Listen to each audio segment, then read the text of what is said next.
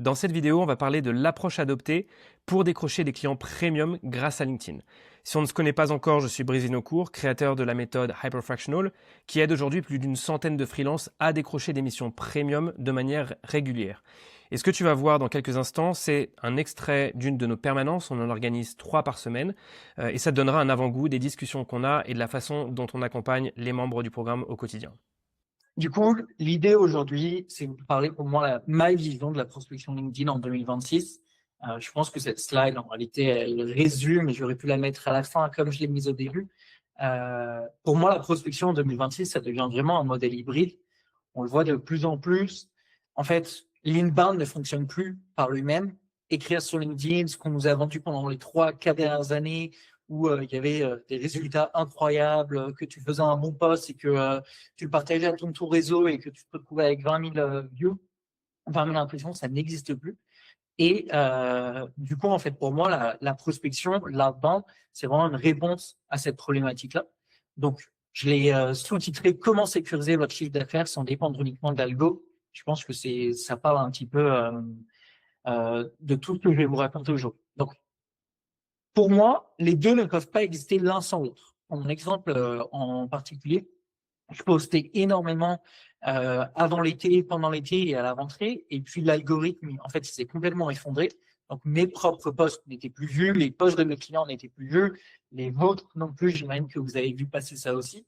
Et donc en fait, je pense qu'aujourd'hui, l'inbound va créer de la confiance. Aujourd'hui, on utilise l'inbound. En fait, ça va permettre de créer une réputation à long terme et à moyen terme, de créer ce qu'on peut appeler de la réassurance. Alors que l'outbound, ça va vraiment être un levier de contrôle à court terme. Typiquement, l'inbound, en fait, on attend que les gens, c'est ce que je mets ici, miser 100% sur le contenu, c'est attendre que le client vienne, alors que miser 100% sur la prospection, c'est devoir prouver sa valeur à chaque fois. Quand les deux existent en même temps, j'envoie un message à quelqu'un, la personne tape sur mon profil sur LinkedIn et voit que j'ai des posts qui viennent renforcer et réassurer mon messaging. C'est là, en fait, qu'on crée le bon équilibre et que l'un ne peut pas exister sans l'autre. Ce que je dis ici, c'est que aujourd'hui, j'ai énormément de personnes, d'ailleurs soit que je coach, soit ici aussi dans le programme, qui ont un petit peu peur de parler aux gens. Ils ont peur de parler parce que ils savent pas comment commencer, parce que ils savent pas quoi dire, etc.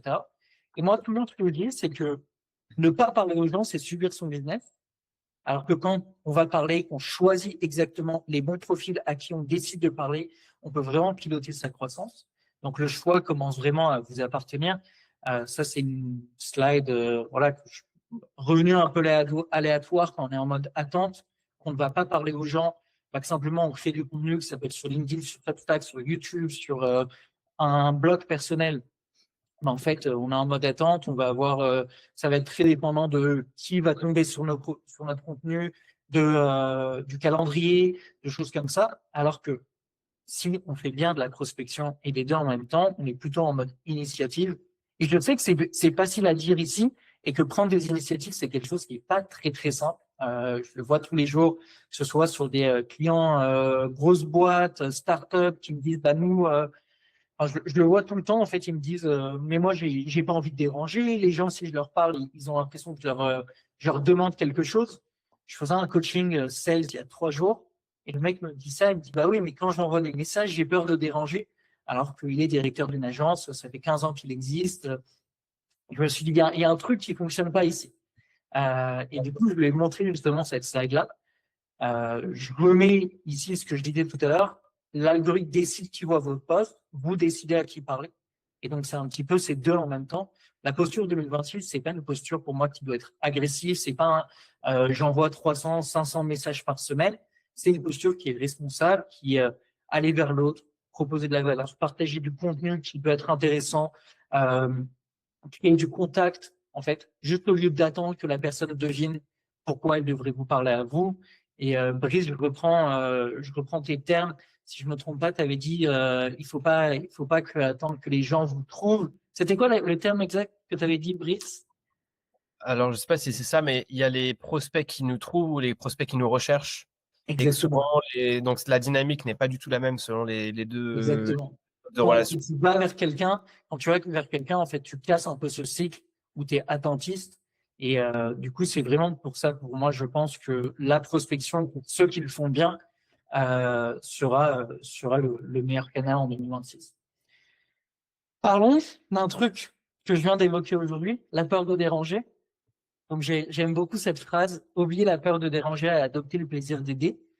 Si vous avez peur de prospecter, c'est que vous pensez trop à trop, en fait. Si vous parlez aux gens et que vous êtes constamment dans une question de, justement, de poser des questions, de demander des choses, de prendre, d'être, voilà ce que je fais, est-ce que tu es intéressé? Là, c'est sûr que ça va pas fonctionner. Un, ça va pas fonctionner pour vous parce que vous vous mettez pas dans la bonne posture et du coup, vous vous mettez pas à l'aise. Et deux, ça va pas fonctionner aussi du côté client acheteur parce qu'en fait, il a pas envie de recevoir des prospectus dans sa boîte aux lettres. C'est un peu cette même réflexion-là. Il n'a pas envie de recevoir des choses où il doit faire un choix oui non. C'est pas quelque chose qui l'intéresse. Et du coup, si on part dans cette réflexion de penser à donner des solutions, de la valeur, du contenu, des templates, ce genre de choses, directement, en fait, ça va venir casser un petit peu ce rythme de la peur de déranger. Parce qu'en fait, je suis pas là pour te demander quoi que ce soit. Je suis là pour te donner quelque chose. Donc, on cherche pas à closer un inconnu, on cherche à initier une conversation pour voir si on peut aider. On ne chasse pas, on connecte. Je pense que c'est assez pertinent. De manière générale, en fait, si il y avait une chose à retenir de cette présentation aujourd'hui, c'est créer une discussion. Ça peut être une discussion autour de différents éléments qui vous rejoignent. Ça peut être une discussion autour de simplement, j'ai vu que vous avez lancé quelque chose, j'ai vu que vous avez fait un post. C'est vraiment ça pour moi, ce qui va faire la différence en 2026. Je le vois encore il y a 2-3 semaines. Vas-y, Brice, si tu veux prendre la main. Vas-y, finis. Non, mais je disais, là, il y a 2-3 semaines, je faisais un coaching d'une boîte qui fait beaucoup de prospection. Et dans mes coachings, j'aime toujours faire quelque chose. J'ouvre les messages, je les montre à la personne et je lui dis, est-ce que tu répondrais à ce message? Et la personne me dit non, parce qu'il n'y a que de la demande. C'est simple, alors arrête de demander quoi que ce soit, en fait. Arrête de parler de toi, arrête de demander, arrête de pousser en fait, ton agenda, comme on dirait en anglais, pousser tes envies et essaye de comprendre si la personne a envie de te répondre. Vas-y, Brice, j'en profite pour boire un verre d'eau. On en parlera sans doute après, même dans la discussion. Je ne sais plus s'il y a un point là-dessus sur la presse spécifiquement, mais la notion de lead magnet, donc pour que tout le monde soit juste sur la même page, un lead magnet, c'est simplement sous quelque forme que ce soit quelque chose qu'on donne gratuitement à quelqu'un qui lui apporte de la valeur et qui permet de relancer la dynamique, de créer de la confiance et de ne pas être juste dans la demande et la discussion, mais aussi dans l'apport de valeur. En fait, aujourd'hui, il y a quand même un challenge pour les freelances, c'est comment est-ce qu'on en fait plusieurs de manière la plus simple possible, sans que ça prenne beaucoup de temps, d'énergie, etc., tout en apportant de la valeur au client. Donc, il y aura aussi des choses que vous allez voir dans les prochains mois. Rien que nous, avec Ethan, on est en train de préparer plein de lead magnets pour le programme. Ça peut être une bonne illustration de comment est-ce que ça peut se transposer pour vous. Mais même, je pense à toi, Ethan, peut-être que tu nous en parleras, mais tu as fait pas mal de lead magnets qui sont en fait des pages Notion. Qui sont juste, c'est assez basique hein, sur la forme en final. Et tu as été rapide, ça sans doute été rapide de le faire pour toi, mais moi, typiquement, ça m'a apporté de la valeur. Et donc, c'est intéressant aussi de voir c'est quoi un lead magnet, quels sont les magnets plus ou moins sophistiqués, mais vraiment, aujourd'hui, on est tous capables de faire un lead magnet avec la bonne méthode en 1 ou 2 heures qui apporte de la valeur à notre cible. Donc, on en reparlera Je peut-être. pense qu'il y a un point aussi, quand on parle de lead magnet, vous n'êtes pas obligé de faire un post commenté, liké pour le recevoir. Ça peut être aussi intéressant en fait, du contenu, ça peut être simplement un post que vous avez créé, un post LinkedIn que vous envoyez à quelqu'un. C'est presque un lead magnet. C'est simplement quelque chose du contenu, de la valeur. Mon dernier lead magnet qui a vraiment bien fonctionné, j'ai dépassé les 85 000 impressions, 120 discussions et ça m'a pris 3 heures. Alors, un jour, peut-être qu'on fera une masterclass sur comment je fais des lead magnets, mais ça m'a pris 3 heures à faire. Donc, c'était vraiment. Pour dédramatiser, le lead magnet, c'est juste une petite ressource qu'on donne pour aider et pour démontrer sa valeur. Donc, ça peut être sous plein de formes différentes, PDF, Notion, outils, etc. Mais on en reparlera après. Ensuite, je voulais faire un mini point sur le profil. Je pense qu'on a tous beaucoup bossé sur nos profils LinkedIn, etc. Mais c'est quelque chose d'important avant de commencer la prospection. De toute façon, Au moment où vous commencerez la prospection, vous aurez déjà sûrement un peu bossé sur votre profil, mais il y a quand même quelque chose où très souvent, je vois des boîtes qui font de la prospection et ils vont avoir en fait rien sur leur profil qui montre. Parce que quand même, si on se met dans la position de la personne qui reçoit le message, la personne reçoit le message, regarde qui vous êtes, clique sur votre profil, se dit OK, go, no go. Ça prend 30 secondes, mais en fait, c'est oui, j'ai envie de répondre, non, j'ai pas envie de répondre. À partir de ce contenu-là. Donc, il y a bien sûr le contenu du message, mais aussi le contenu de votre profil. Donc, pour moi, s'il y a un truc vraiment sur lequel il faut travailler sur votre profil LinkedIn, c'est la clarté. C'est ce que j'écris ici. Un prospect doit comprendre instantanément est-ce que cette personne peut résoudre mon problème. Pourquoi? Parce qu'il y a des logos, parce que vous avez un titre qui est assez court, parce que vous avez mis des choses qui sont, voilà, en fait, qui sont straight to the point. On n'a pas besoin de la formule magique du je fais machin pour les machins, pour les trucs, mais ça peut être simplement, par exemple, mon profil à moi, c'est prospection B2B. Je vous aide à créer un playbook. C'est vraiment très simple. J'aime bien commencer par le métier que je fais. Je pense que c'est bien parce qu'au moins, il n'y a pas de doute. C'est pas en faisant ABCD, je vous amène à faire 1, 2, 3, 4. C'est prospection B2B. Voilà ce qu'on fait. Moi, c'est ma vision de l'écriture. Il y en a plein qui ont des visions différentes. L'important, c'est que vraiment, une personne à qui vous avez jamais parlé, en tombant sur votre profil, ce qui sera sûrement la première chose qu'elle verra après avoir reçu votre message, elle soit capable de comprendre très rapidement. Ensuite, il y a un élément qui est super important que beaucoup de gens, en fait, n'osent pas faire de la prospection parce qu'ils ne savent pas pourquoi contacter les gens. Et donc, c'est ce qu'on appelle des signaux, des intents. Il y a plein de raisons, il y a plein de mots-clés, il y a plein de choses. Il y a plein de lead magnets, justement, sur LinkedIn, de plein de gens qui vous expliquent comment identifier les bonnes personnes. Aujourd'hui, si on était sur des boîtes où vous aviez du budget, des choses compliquées, on pouvait dépenser 300, 500 euros par mois, on aurait plein d'outils qui vous permettraient d'identifier de manière presque magique les bons leads. Je pense que c'est pas nécessaire pour des freelances, mais il y a quand même des choses à garder en tête. Pourquoi je contacte une personne? Donc, moi, les 3 que je préfère et qui sont les plus faciles à identifier, c'est une personne qui a pris un nouveau poste et donc qui a des nouveaux défis. Vous l'avez vu sûrement chez la plupart de vos clients. Souvent, en fait, vous arrivez dans une boîte parce que il y a un nouveau directeur marketing qui aime pas ce qui a été fait dans le passé. Il y a quelqu'un plus junior qui arrive et qui a besoin de monter en compétences. Il y a plein de raisons comme ça. Mais en fait, il faut réussir à identifier quels sont ces changements internes aux entreprises et être capable d'aller les récupérer. En fait, de manière très simple, sur LinkedIn, vous tapez une fois par semaine, nouveau poste, ce genre de choses. Et directement dans la barre de recherche LinkedIn, vous avez les posts qui apparaissent. Ensuite, ce que j'aime bien, c'est ceux qui interagissent avec votre contenu. Il y a encore des gens qui ont un petit peu peur de contacter les gens qui ont liké ou commenté sur le post. Bien sûr, ça arrive un petit peu moins aujourd'hui parce que les posts ont moins de portée qu'il y a 6-8 mois, mais ça arrive toujours. Pour moi, la règle, c'est quelqu'un qui a liké ou commenté, vous l'ajoutez dans la journée, vous lui envoyez un message: salut, j'ai vu que tu étais intéressé par mon contenu, est-ce que machin truc, qu'est-ce qui t'a parlé en particulier? Ou si c'est un contenu assez spécifique, est-ce que le sujet, c'est quelque chose qui est d'actualité chez vous? Il y a quand même un sujet, et là, si vous l'entendez, on est quand même là pour vendre. Les gens savent qu'on est là pour vendre. Ils savent que les posts, c'est des vendeurs. Ils savent qu'ils sont là aussi pour acheter. Il ne faut pas avoir peur de dire des choses du style: est-ce que tu as ce problème? Est-ce que tu as besoin? Est-ce que tu seras intéressé pour qu'on en parle? Et ensuite, pour ceux qui ont du contenu qui a moins d'interaction, pour ceux qui ont du contenu là où ça fonctionne un petit peu moins ou qui postent un peu moins, je vous invite vraiment aussi à regarder les posts de vos pairs, de vos concurrents, ou même, pour ceux qui postent, de vos leads potentiels. Allez commenter, allez liker sous ces posts-là. Parce que, en fait, si vous n'arrivez pas à tirer sur vos contenus, peut-être que eux, ils arrivent et que vous pouvez récupérer. L'une de mes meilleures campagnes de cette année, c'était un lead magnet de quelqu'un d'autre, où j'ai envoyé un message à une cinquantaine de personnes qui avaient commenté en dessous, et où je disais, est-ce que tu as bien reçu le contenu? Parce que moi, je ne l'ai pas reçu. Et en fait, simplement discuter, échanger sur le contenu.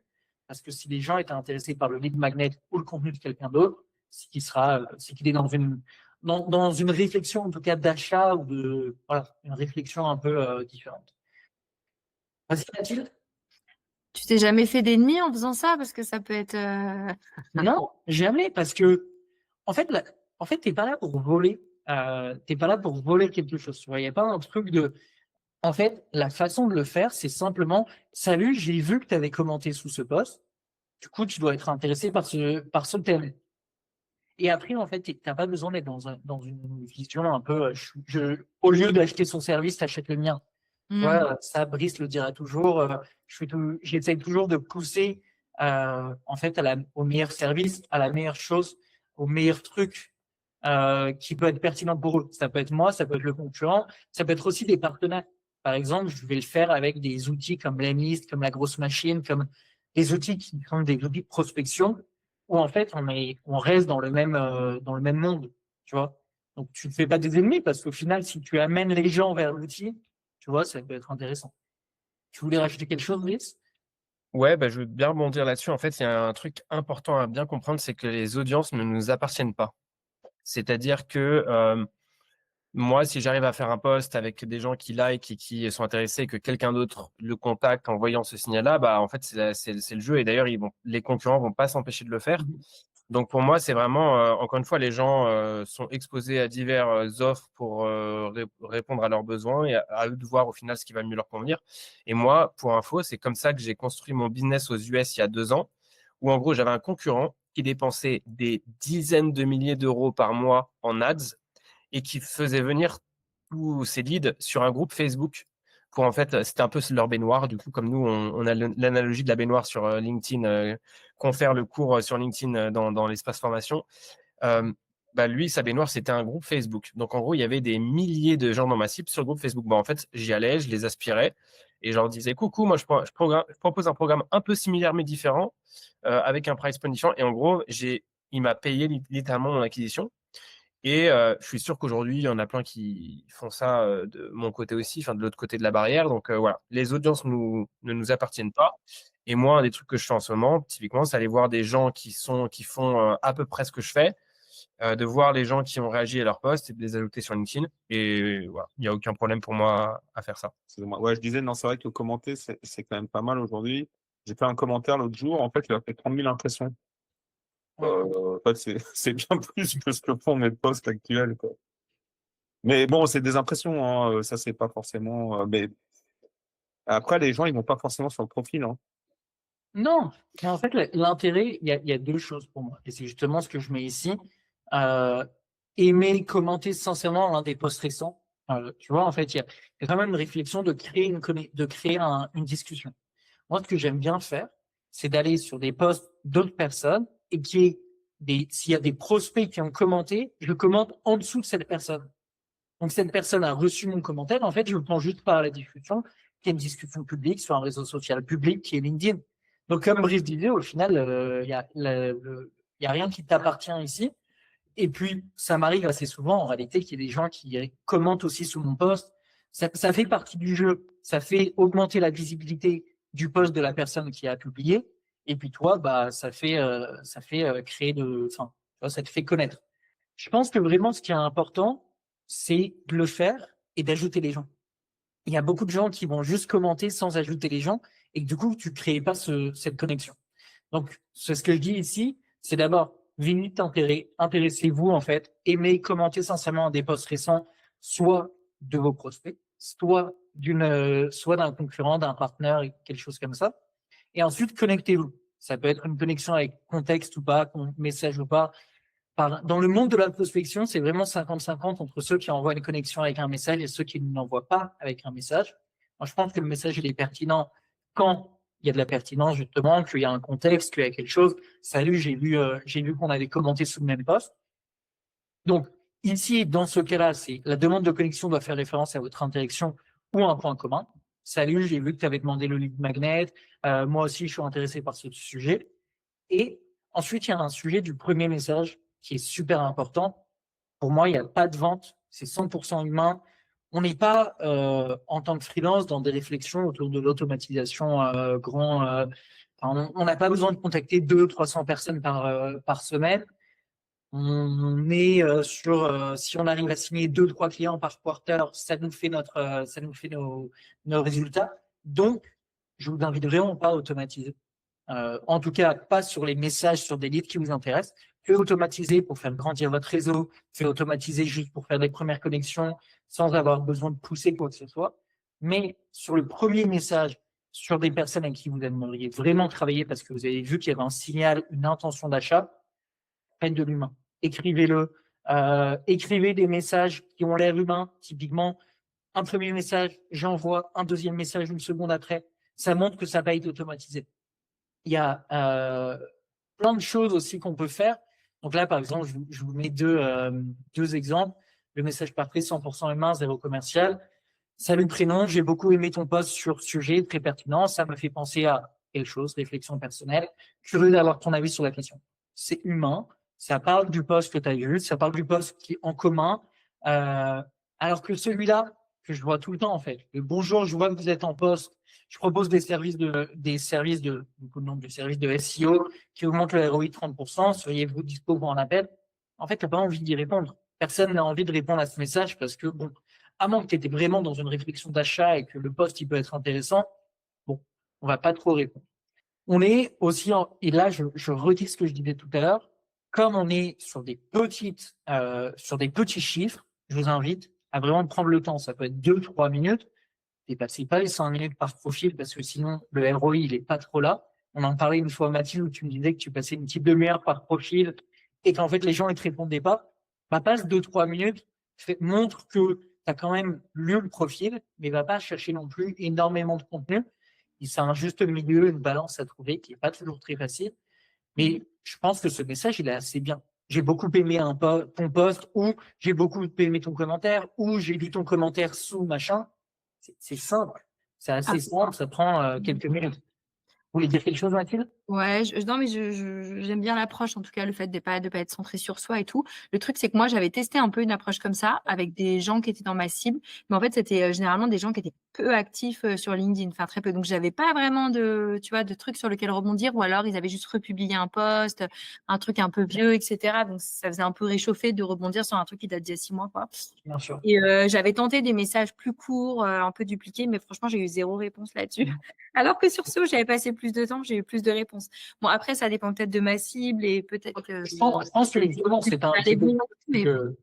C'est que, en fait, t'as 2 façons de faire ce que je viens de dire. Soit tu as la façon où il y a un post qui est sorti avant-hier, hier, tu vois, dans les jours qui viennent de passer, et que du coup, bah, les gens sont encore actifs.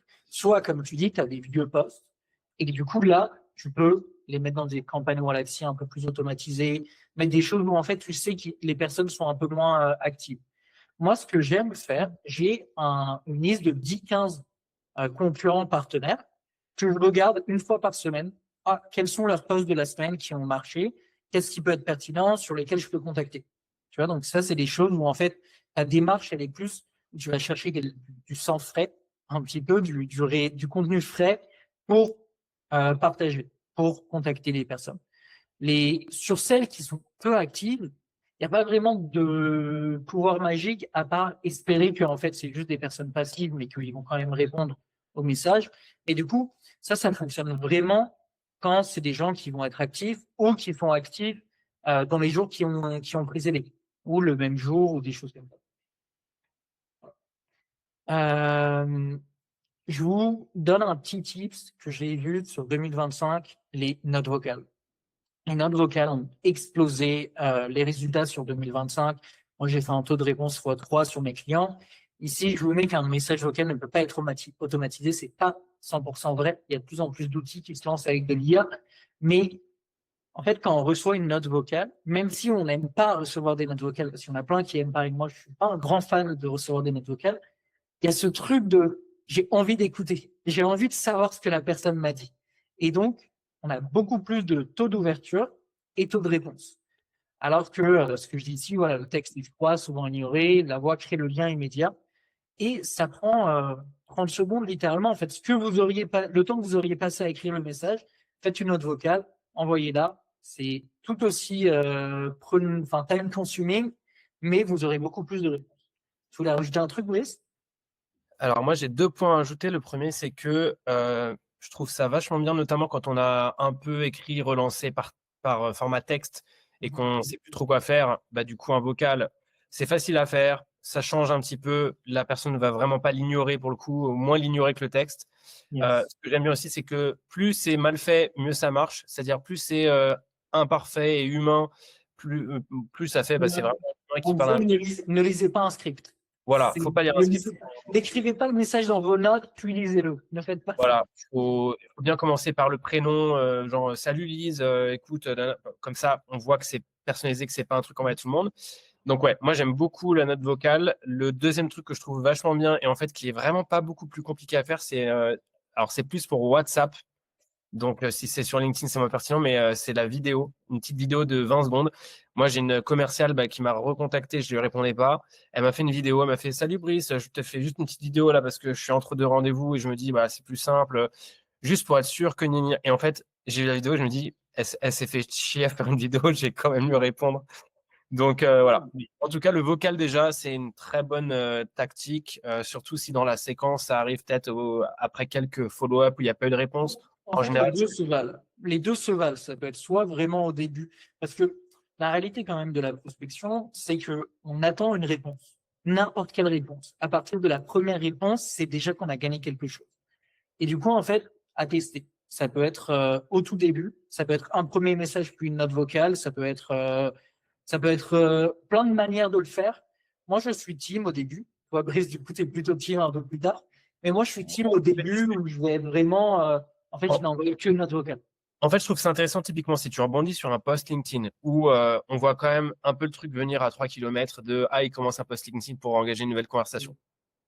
C'est vrai que moi, là, je me dis, je vais le tester. Si jamais, là, je le testerai, je vous le dirai, mais le prochain free qui fait un truc intéressant, qui passe un truc intéressant sur lequel je vais rebondir, je me vois vachement bien le faire.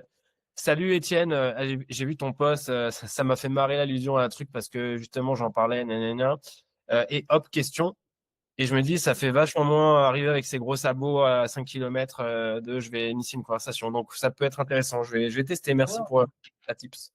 Je recommande vraiment. Et tester. Alors, pour les vidéos, il y en a pas mal qui peuvent le faire aussi. Tu enregistres sur ton téléphone la vidéo, puis tu l'envoies sur LinkedIn.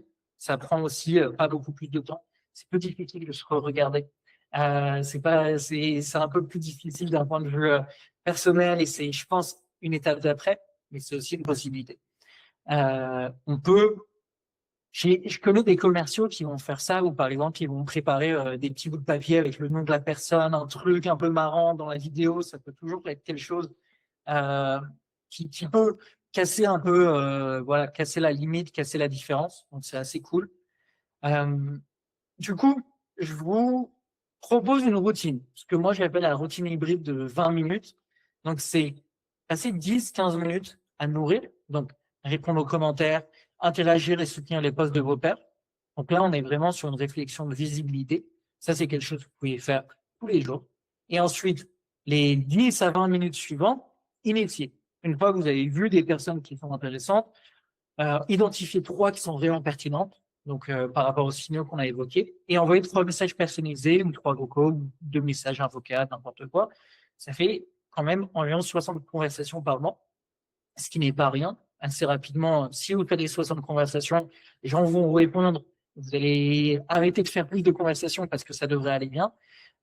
Mais voilà, je pense que c'est assez facile à faire. Passer 10-15 minutes, puis 10-15 minutes à envoyer des messages, c'est plutôt simple.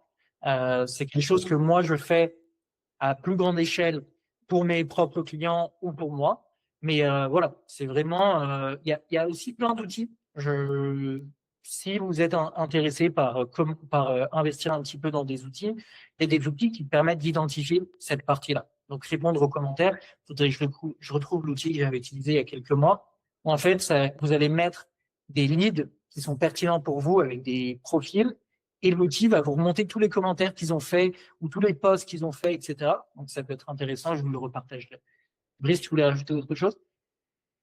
Ouais, sur les conversations, une fois qu'on a enclenché les conversations, je me rends compte à quel point c'est important de battre le fer tant qu'il est chaud et de rester dans une dynamique un peu chaude parce que, en fait, c'est un peu comme quand on chauffe du fer pour le façonner ou le changer de forme, etc. Et c'est encore rouge et après ça se solidifie. Et c'est vachement plus dur, je trouve, de garder la bonne dynamique avec le temps. Donc là, par exemple, moi je le vois, hein, j'ai des leads, je peux laisser tomber parce que j'avais pas le temps, etc.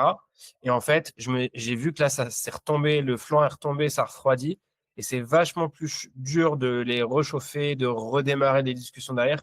Donc il y a aussi cette équipe, tu me diras ce que tu en penses, Ethan, mais c'est entre gérer assez de volume pour avoir des réponses et en même Ouais. temps, ça se derrière de faire du follow-up et de pas trop laisser le truc refroidir. Parce qu'une fois que c'est froid, bah, c'est toujours utile. On fera du nurturing, on va voir comment est-ce qu'on les garde dans notre séquence, etc. Et ils verront peut-être nos messages, on continuera d'interagir. Mais c'est vrai qu'il faut s'assurer de tout le temps garder un petit peu la chaleur sur ses leads, quoi. Moi, j'ai une autre analogie que j'aime bien utiliser. On a tous ce pote ou cette pote qui répond jamais aux SMS. Et quand ils le font, ils prennent 15 minutes et répondent à tous leurs messages. Et en fait, si tu réponds pas dans ces 15 minutes, faut attendre encore 3 ou 4 jours. Et moi, en fait, moi, j'adore cette analogie pour LinkedIn. Je pense que c'est un peu la vision que vous devriez avoir. C'est dès que la personne, un lead intéressant vous répond, il faut répondre dans les 10-15 minutes qui suivent, si vous pouvez, si vous n'êtes pas occupé à ce moment-là. Mais c'est un peu c'est cette idée-là. Voilà, pensez à ce pote, cette pote qui répond jamais. Bah, quand il répond, vous savez qu'il est sur son téléphone. Bah, renvoyez-lui un message à ce moment-là, quoi. Et il y a une notion de réponse là sur le court terme, répondre vite, mais il y a aussi sur le moyen terme, c'est-à-dire une fois qu'on a enclenché une conversation, s'il commence à y avoir une semaine, 2 semaines entre les messages, ça commence à retomber. Ouais, complètement.